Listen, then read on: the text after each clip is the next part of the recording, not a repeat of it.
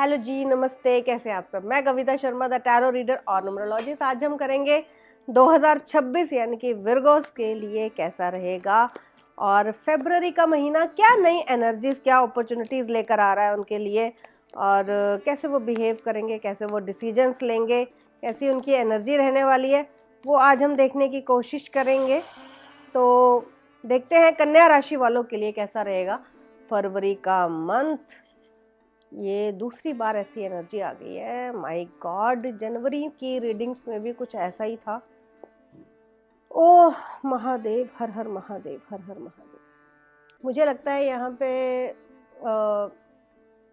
Ego ego खेला जाएगा, जैसे मैंने जनवरी में शायद रीडिंग्स में बोला था, सेम ऐसी ही एनर्जी आई थी। तो यहाँ पे एक्शन लेना चाहेंगे, लेकिन जो एक्शन लेंगे डायरेक्शन खुद को गलत देंगे, खुद को खुद ही गलत नेविगेट करेंगे, खुद को खुद ही कंफ्यूज करेंगे, सोचेंगे जैसे प्लानिंग और एक्शन नहीं लेंगे। एक्शन लेने की सोचेंगे, अपने पास्ट के कुछ खराब एक्सपेरिमेंट्स को, अपनी गलतियों को अच्छे से देखेंगे कि यहाँ पे हम गलत थे, यहाँ पे हमने चीटिंग की, यहाँ पे हमने बुरा किया, यहाँ पे हमने अच्छा नहीं किया, जस्टिस नहीं दिया। तो यहाँ पे वो सारी चीज़ों में खुद को घिरा हुआ महसूस होने के बावजूद भी जितने भी मेरे विर्गोज हैं वो सरफेस पे चीज़ें नहीं आने देंगे। वो सरफेस पे आके ऐसे बिहेव नहीं करेंगे कि जैसे गलती उनकी थी वो सॉरी मांग ले, गलती मांग लें, गलती मान लें या अपनी गलतियों पे अफसोस करके दिखाएं। किसी के सामने नहीं झुकेंगे, वो झुकेंगे नहीं, वो तो भाई भूल जाएं आप। लेकिन मुझे लगता है यहाँ पे फिर वो ईगो बीच में आएगा और सामने वाला पार्टनर भी आपके लिए भारी पड़ सकता है। वो अगर कह सकते हैं, अगर तो उसकी एनर्जीज बहुत ही फेमिनिन है तो किसी हद तक शायद वो गिव अप कर दे आपके ऊपर। लेकिन अगर उसकी एनर्जीज बहुत ही ज़्यादा मैस्कुलिन है, आपके जैसी हैं, और वो डिसीजंस अच्छे ले सकता है या ले सकती है, तो डेफिनेटली यहाँ पे एक रिश्ता ताक पे लग सकता है, टूट भी सकता है, सिरे से चीज़ें खारिज हो सकती हैं, ख़त्म हो सकती हैं। जो भी टॉक्सिसिटी थी इस रिलेशन में मुझे बढ़ते हुए दिखाई दे रही है। तो मुझे लगता है कि फरवरी में कुछ चीज़ों को टोटली होल्ड ऑन कर दें। कुछ ऐसा अगर रिश्ता है जो तोड़ना नहीं चाहिए या टूट नहीं सकता, थोड़े समय के लिए चीज़ों को होल्ड ऑन कर दें। किसी सिरे किसी भी नतीजे पे ना आए, उसे छोड़ना है, उसे रखना है, उसके साथ क्या करना है, उसको सुधारना है, खराब करना है, गलतियां गिनवानी है। मुझे लगता है यहाँ पे होपलेस सिचुएशन हो जाएगी।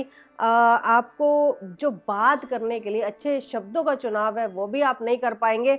वो वहाँ पे भी आप मुझे थोड़ा से कमी आप में दिखाई दे रही है, और हो सकता है, बहुत बहुत पॉसिबिलिटी है कि आपको लग सकता है कि यहाँ पे हमें चीज़ें ठीक करनी थी, हमें चीज़ों को सुधारना था, आर्ग्यूमेंट नहीं करने थे, सिचुएशन से निकल जाना था, साइलेंट ट्रीटमेंट दे देते। लेकिन फिर वो सारी चीज़ें जो हैं आपके नुकसान में जाती हुई दिखाई दे रही हैं। कोशिश करें,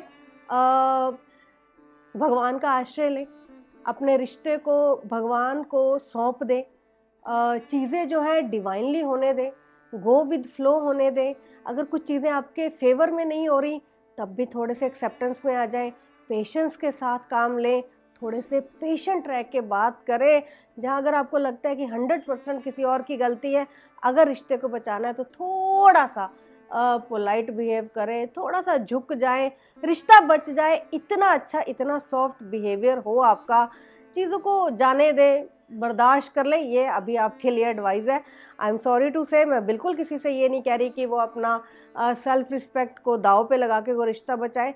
पर अगर लगता है कि बहुत एक लंबा सफ़र तय किया है, किसी रिश्ते में शादी जैसा कोई रिश्ता है या कोई बहुत लंबा एक रिलेशनशिप है, बहुत सालों से आप लोग साथ हैं, और ये एक वक्त आ गया है जहाँ पे कुछ कॉन्फ्लिक्ट हो भी रहे हैं, तो ये इसे समय, एक बुरा समय सोच कर समझ कर थोड़ी देर के लिए चीज़ों को आप संभाल लें, आप झुक जाए, आप चीज़ों को थोड़ा सा बर्दाश्त कर लें, तो रिश्ता बच जाएगा, एक अच्छा रिश्ता टूटने से बच सकता है। तो मुझे लगता है यहाँ पे फिर जो विर्गोज हैं एक सर्टन लिमिट तक ही वो बर्दाश्त करते हैं। ईगो बहुत ज़्यादा पाया जाता है, रिजिड हो जाते हैं, स्टबन हो जाते हैं चीज़ों को लेके।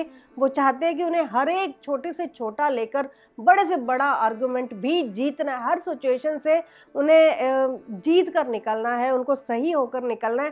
तो ये जो सोच होती है सम टाइम आपके लिए थोड़ी सी मुसीबत का कारण बन जाती है, आपके पार्टनर को भी लग सकता है या काम करने की जगह पे आपके कलीग्स को भी लग सकता है, कहीं पे भी लोग आपको ऐसे जज कर सकते हैं कि आपको सिर्फ अपनी पड़ी है, अपने लिए आप सोचते हैं, या आपको अपनी इमेज की प्रॉब्लम है, आपको दूसरों से कोई लेना देना नहीं है, दूसरों की भावनाओं से आपको कोई मतलब नहीं है। आपको सिर्फ अपने ट्रेडिशंस, अपने रिचुअल्स, अपनी कम्युनिटी, अपनी सोसाइटी, अपने नेचर, अपनी आदतों, अपनी रूटीन, अपनी सेल्फ की बात करनी है। जबकि आपके साथ अगर जो इंसान रिश्ते में है, उसकी भी एक अपनी पर्सनैलिटी, एक आइडेंटिटी है, उसको भी जस्टिफाई करें, ना कि उसे सेक्रीफाइस करने के लिए बार बार आप बेचैन करें या थोड़ा सा प्रेशराइज करें। ये सब चीज़ें जो है आपके लिए कारण बन सकती हैं रिश्ता टूटने का, या कोई जॉब बदलने का, कोई जॉब छोड़ने का, किसी पार्टनरशिप के ख़राब हो जाने का। ये करियर और फाइनेंस और रिलेशनशिप कहीं पे भी ऐसा माहौल बन सकता है। तो थोड़ा सोच समझ कर, इतना रिजिड ना हो जाए, इतने ज़िद्दी ना हो जाए कि आप चाहते हुए भी कि कुछ बच जाए, कुछ रिश्ता जो ख़राब ना हो, तो भी आप कोशिश ही ना करें, क्योंकि आपका नेचर वैसा है। आप जहाँ पे अड़ गए, वहीं रुक गए, वहीं ठहर गए, और आपको उससे आगे बढ़ना ही नहीं है, उससे आगे कोई एफ़र्ट करना ही नहीं है, वो आपके नुकसान में जा सकता है। थोड़ी-सी कोशिश करें, सॉफ्टली, काइंडली बिहेव करें। अगर आप सँभाल सकते हैं तो आप चीज़ें सँभाल लेंगे, अगर आप चाहेंगे तो।